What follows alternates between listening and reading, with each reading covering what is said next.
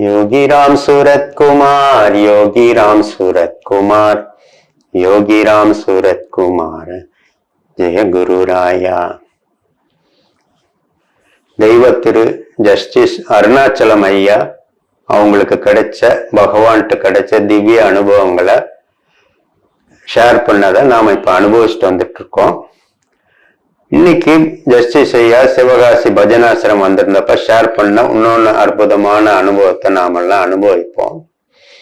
Justice ஐயா பகவானும் first Darshan சந்நிதி தெரு வீட்டுல கிடைச்சது. ஐயாக்கு அப்படி கிடைச்சது. கிடைச்ச பிறகு அடிக்கடி பகவானை போய் பார்க்கக்கூடிய பாக்கியம் கிடைச்சது. நேரங்காலம்லாம் பாக்குறது இல்ல, பார்க்கணும்னு பகவானை பார்க்கணும்னு தோணுச்சுன்னா உடனே கிளம்பி போயிடுவாங்க. அது பிறகு சாமி பகவான் சன்னதி தெரு வீட்டுல இருந்து அதுக்கு பிறகு ஒரு காலகட்டத்துல சுதாமா இல்லத்துலதான் சாமி இருந்தாங்க.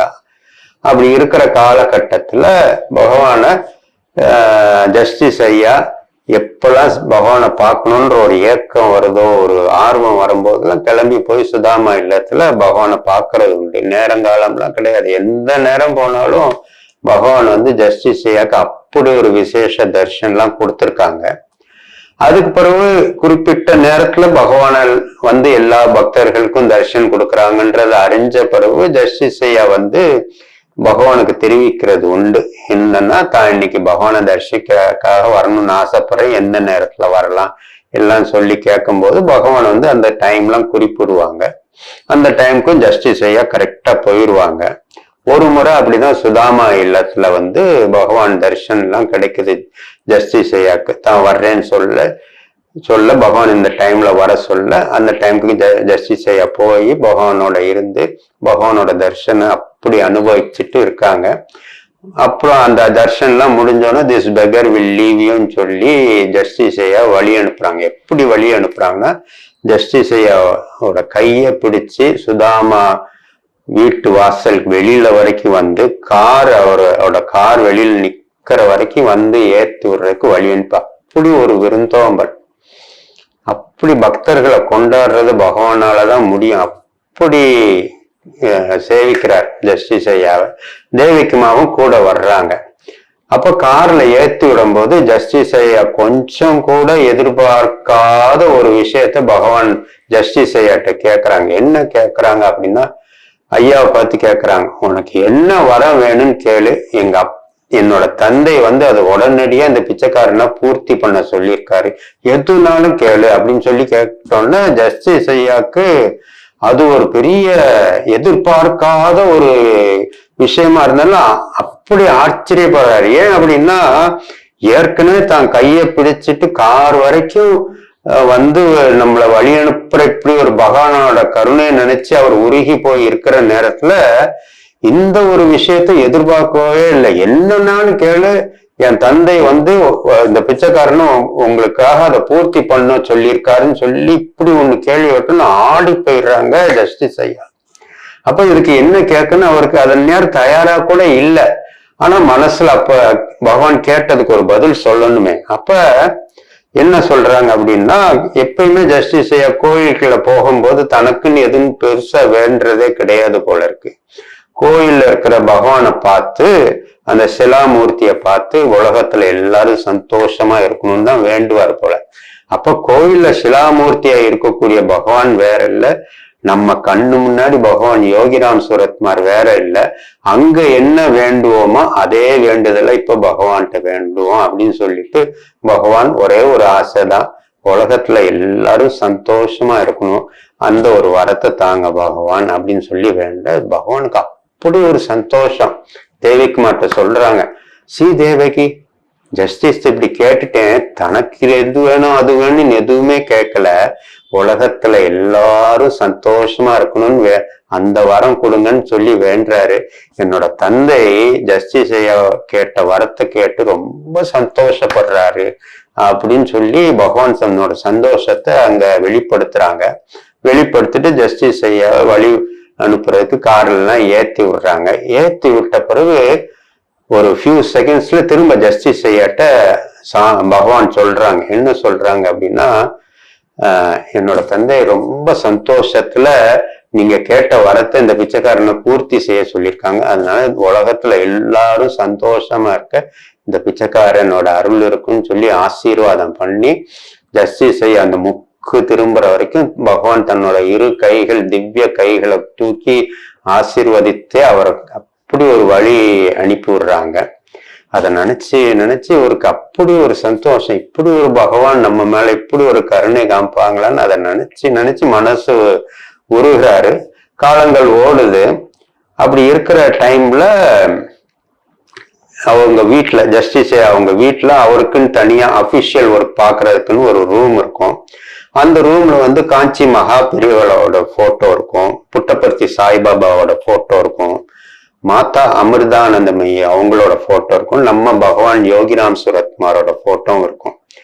அப்ப ஆபீஸ்ல ஒர்க் பண்ணிக்கிட்டு இருக்கும் போது அப்படியே ஒவ்வொரு மகாத்மாக்களோட போட்டோவா பார்த்துக்கிட்டே வராங்க ஜஸ்டிஸ் ஐயா. பார்த்துக்கிட்டே இருக்கும்போது நம்ம பகவானோட போட்டோ பார்க்கும்போது திடீர்னு அவரையே அறியாம 3 ஆசைகள் மனசுக்குள்ள வரமா கேட்க தோணுது. அப்ப அன்னைக்கு பகவான் கேட்டப்ப நம்ம அந்நேரம் அதை சொல்லிட்டோம். இப்ப நம்மளே அறியாம சில வரங்கள் பகவான்கிட்ட கேட்கணும்னு ஒரு தோணுது, கேட்டுருவோமே அப்படின்னு சொல்லி பகவான் யோகிராம் சுரத்குமார போட்டோவை பார்த்து கேட்கிறார், எனக்கு வந்து உங்க திவ்ய முகத்தை எனக்கு இரு கைகளாலே தடவணும், அந்த வெண் தாடிய தடவி அதை உணரணும் அப்படின்னு ஒரு முதல் கோரிக்கையை வைக்கிறாங்க.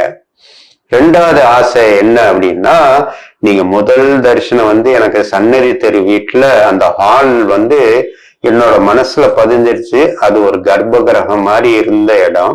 அந்த கர்ப்ப கிரகத்துலதான் பகவான் வந்து நீங்க எனக்கு முதல் தரிசனம் கொடுத்தீங்க. நீங்களும் இப்ப இங்க வந்துட்டீங்க, இப்ப சன்னதி தெரு வீட்டுக்கு போறது இல்லை. எனக்கு திரும்பியும் அந்த இடத்துல அந்த கர்ப்ப கிரகத்துல சன்னதி தெரு வீட்டு கர்ப்ப கிரகத்துல எனக்கு ஒரு தரிசனம் கொடுக்கணும்னு ஒரு ஆசை. இது 2வது ஆசையா பகவான் போட்டோவை பார்த்து ஜஸ்டிஸ் ஐயா வேண்டுறாங்க. 3வது ஆசை என்ன அப்படின்னா, ராமாயணத்துல ராம அவதாரத்துல பகவான் ராமர் வந்து தன்னோட பக்தரான ஹனுமான அப்படி ஆலிங்கனம் பண்றாரு. அந்த மாதிரி எனக்கும் ஒரு பகவானோட ஆலிங்கனம் கிடைக்கணும் அப்படின்றத இந்த உயர்ந்த ஆசைய அந்த போட்டோவை பார்த்து பகவானோட போட்டோவை பார்த்து கேட்கிறாரு.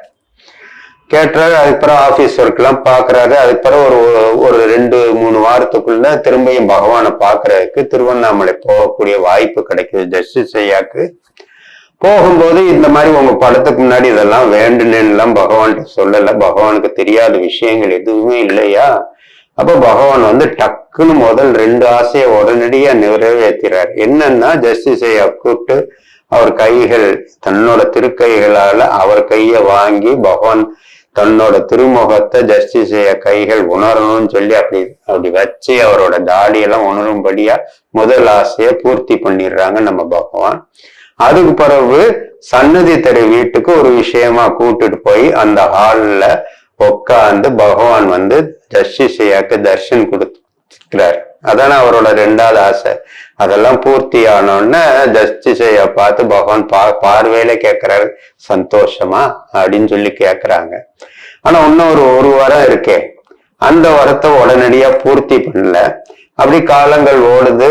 2001 பகவான் ரொம்ப பலகீனம் ஆயிட்டாங்க, உடல் ரீதியா ரொம்ப பாதிக்கப்பட்டாங்க. பிப்ரவரி மாசம் பகவான் மகா சமாதியும் அடைகிறாங்க. அதுக்கு சில நாட்களுக்கு முன்னாடி பகவான் ஒரு சேர்ல உட்கார்ந்துருக்காங்க. பகவானை சுத்தி எந்நேரம் கேர் எடுத்துக்கிறதுக்கு அப்படி ஒரு டீம் இருந்திருக்கு. டாக்டர்ஸ் இருந்திருக்காங்க, தேவிக்குமா இருக்காங்க, சுதாமா சிஸ்டர் இருந்திருக்காங்க, முக்கியமான பக்தர்கள் எல்லாம் இருந்திருக்காங்க. அப்ப ஜஸ்டிஸ் ஐயா மனசுல அந்த 3வது ஆசை இன்னும் நிறைவேறலையே, எப்படி பகவானும் இப்போ பலகீனமா இருக்காரு, எப்படி அது நிறைவேறும்னு நினைக்கும் போது மனசுல ஏதோ ஒரு தைரியத்தை வர வச்சு அங்க இருக்கிற டாக்டர்கிட்ட நான் போய் பகவானை ஆலிங்கனம் பண்ணிக்கலாமா அப்படின்னு சொல்லி கேட்க அந்த டாக்டரும் ஓகேன்றார். அப்படி இருக்கும்போது தன்னோட 3வது ஆசையை நிறைவேற்றுறதுக்கு பகவானை போய் ஆலிங்கனம் பண்றாரு. ஆனா அந்த ஆசை வந்து அது முழுமையா நிறைவேறாத ஒரு ஃபீல். ஏன்னா பகவானை முன்பக்கமா ஆலிங்கனம் பண்ண ஜஸ்டிஸ் ஐயா பகவானோட முதுக பிடிச்சு ஆலிங்கனம் பண்ணல, ஏன்னா பகவான் வந்து ஒரு சேர்ல சாஞ்ச மாணி உட்கார்ந்து இருந்தனால, பட் ஆனாலும் பரவாயில்ல, இதுவே கிடைச்சிருக்கே, இதுவே பெரிய விஷயம், பகவான் வந்து என்னோட 3வது ஆசையும் பூர்த்தி பண்ணிட்டாரு அப்படின்னு சொல்லி ஒரு திருப்தியில இருக்கு அவருக்கு வருது. அது பிறகு பகவானும் மகா சமாதி ஆயிட்டாங்க. அதுக்கு பிறகு அந்த எண்ணங்கள்லாம் பகவான் ஜஸ்டிஸ் ஐயாக்கு வந்தது இல்லை. 3வது ஆசை வந்து ஃபுல்லா திருப்தியா கிடைக்கலன்ற ஒரு, கிடைச்சிருந்தா கூட அதை வந்து ஃபுல்லா அவர் நினைச்ச மாதிரி கிடைக்கலன்ற இது அதுக்கு பிறகு மறந்துடுறார். ஆனா பகவான் வந்து அதை நிறைவேற்றியே ஆகணுன்றக்காக மகா சமாதி ஆன பிறகும் அதை நிறைவேற்றி காமிக்கிறாரு. அது எப்படி காமிக்கிறாரு அப்படின்னா, 2002 வந்து அண்ணாமலையார் கோயில் கும்பாபிஷேகம் நடக்குது. கும்பாபிஷேகத்துக்கு முந்தின நாள் வந்து ஒரு வழக்கம். என்ன ஒரு வழக்கம்னா, கோயில்ல கர்ப்ப கிரகத்துக்குள்ள பக்தர்களை உள்ள விட்டு அண்ணாமலையார் இருக்கக்கூடிய அந்த சிவலிங்கத்தை பக்தர்கள் தொட்டு சேவிச்சு வந்து வரலாம்ன்ற ஒரு அன்னைக்கு மட்டும் அந்த சலுகை உண்டு. அதுக்கு ஒரு பெரிய பக்தர்கள் கூட்டமே நிக்குது. அந்த கூட்டத்துல நம்ம ஜஸ்டிஸ் ஐயாவும் நிக்கிறாங்க. அவர் அதாவது அந்த குறிப்பிட்ட நேரத்துக்குள்ள யாரெல்லாம் போக முடியுமோ அவங்கள மட்டும் அலோவ் பண்ணுவாங்க. மீதி பேருக்கு பாக்கியம் இல்லைன்றதான் நம்ம ஏத்துக்கிட வேண்டியிருக்கோம். ஜஸ்டிஸ் ஐயாவும் அந்த வரிசையில தான் நிக்கிறாங்க. கிடைக்குமோ கிடைக்காதோ, அந்த பாக்கியம் கிடைக்குமோன்னு நினைச்சுக்கிட்டே இருக்கும்போது ஐயாவை பார்த்தோன்னு ஒருத்தர் வர்றாரு. என்ன ஐயா நீங்க இங்க இருக்கீங்கன்னு, இந்த மாதிரி அண்ணாமலையரை சேவிக்கிறதுக்காக வந்தேன்னொன்னு அவர் உள்ள போய் கோயில் அதிகாரியை ஒருத்தரை கூப்பிட்டு வந்துட்டு ஜஸ்டிஸ் ஐயாவை அறிமுகப்படுத்துறாரு. இந்த மாதிரி அண்ணாமலையரை சேவிக்கிறதுக்காக வந்திருக்காங்க, அவருக்கு ஏதாவது ஏற்பாடு பண்ணலாமான்னு சொல்லி கேட்க, அந்த அதிகாரி உள்ள போய் நான் ஏதாவது பார்த்து ஏற்பாடு பண்ணிட்டு வர்றேன்னு சொல்லி உள்ள போயிடுறாரு. போனவர் 1 மணி நேரம் ஆகுது, 2 மணி நேரம் ஆகுது, வந்த மாதிரியே தெரியல. அப்ப நமக்கு அந்த பாக்கியம் இல்லை போலன்னு நினைச்சு சரி கிளம்புவோம், இனிமேலும் இவ்வளவு பெரிய கியூல நமக்கு கிடைக்கிறதுக்கான வாய்ப்பு கம்மியா இருக்குன்னு சொல்லி கிளம்புவோம் நினைக்கும் போது அந்த அதிகாரி வந்துடுறாரு. வாங்க இப்ப வாங்க, நான் உங்களை உள்ள கூட்டு போறேன் அப்படின்னு சொல்லி நேர அண்ணாமலையார் கோயில் கர்ப்ப கிரகத்துக்குள்ள ஜஸ்டிஸ் ஐயாவை அந்த அதிகாரி கூட்டுட்டு போறாரு. கூட்டுட்டு போகும்போது தொட்டு சேவிக்கிறது தான் அந்த ரூல்ஸ் படி அதான் அங்க அலௌடு. அங்க உள்ள போகும்போது அவரையும் அறியாம அந்த 3வது வரன் ஞாபகம் வந்துருச்சு. ஞாபகம் வந்தோடனே நாம இப்ப வந்து அண்ணாமலையார் கோயில்ல வந்து சாட்சா சிவலிங்கமா இருக்கக்கூடிய அண்ணாமலையார் வேற இல்ல, நம்ம பகவான் யோகிராம் சுரத்குமார் வேற இல்ல.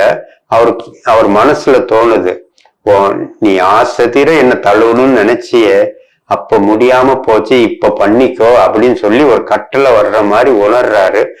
ஆசை தீர அண்ணாமலையார் கோயில்ல இருக்கக்கூடிய சிவலிங்கத்தை ஆசையா தழுவிக்கிறாரு ஜஸ்டிஸ் ஐயா.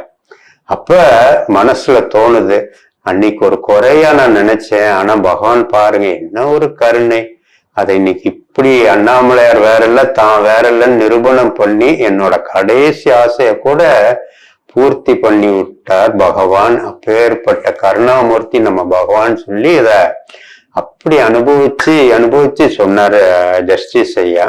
அப்போ நமக்கு இதுல சில விஷயங்கள்லாம் புரியவும் வைக்கிறாரு. என்ன அப்படின்னா, நம்மளுக்கும் எத்தனையோ தேவைகள் இருக்கும், பகவான்கிட்ட எத்தனையோ விஷயங்களை கேட்கிறோம். பகவானும் மகா சமாதி ஆயிட்டாங்க. அதனால என்ன, பகவானோட போட்டோவை பார்த்து வேண்டுனா கூட அது நடக்குது. ஏன்னா அந்த போட்டோவை பார்த்து வேண்டுறதுனால பகவான் வேற இல்லை, அந்த போட்டோல இருக்கிற பகவான் வேற இல்லை. நம்மளோட வேண்டுதல்ல பகவான் கேட்டுக்கிறாரு, அதை பூர்த்தி பண்றாருன்றது நமக்கு இந்த அனுபவத்து மூலமா புரிய வருது. அது மட்டும் இல்ல, நம்ம எத்தனையோ விஷயங்கள் கேட்கிறோம். சில விஷயங்கள் பகவான் ஐயாக்கு பூர்த்தி பண்ண மாதிரி உடனேயும் பூர்த்தி பண்றாரு, சில விஷயங்கள் தாமதமா தான் பூர்த்தி பண்றாரு. அதுக்கான காலத்துக்கு ஏத்த மாதிரிதான் பூர்த்தி பண்றாரு.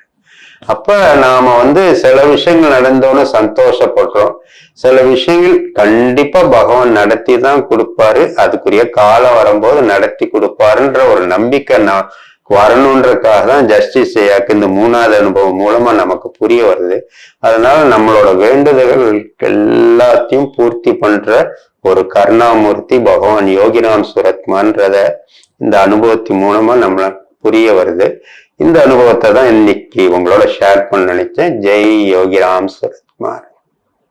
राम सूरत कुमार योगी राम सूरत कुमार योगी राम सूरत कुमार योगी राम सूरत कुमार योगी राम सूरत कुमार योगी राम सूरत कुमार जय गुरुराया।